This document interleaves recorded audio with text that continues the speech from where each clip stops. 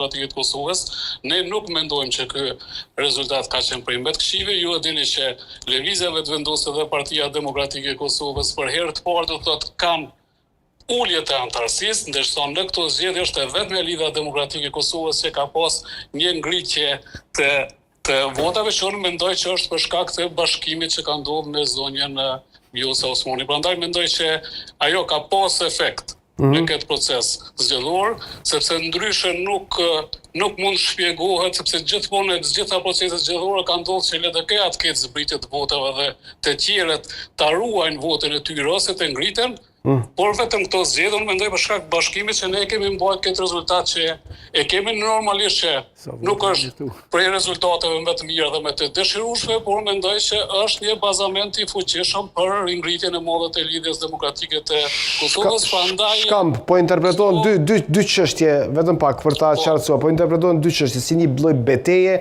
e grupit përparim Ramës me të zotit Abdegjiku. A qëndron kjo? A ka diçka këtu të vërtet ndonjë organizim për të marrë thronin në një situatë kur LDK-ja nuk është në momentet më të mira të veta?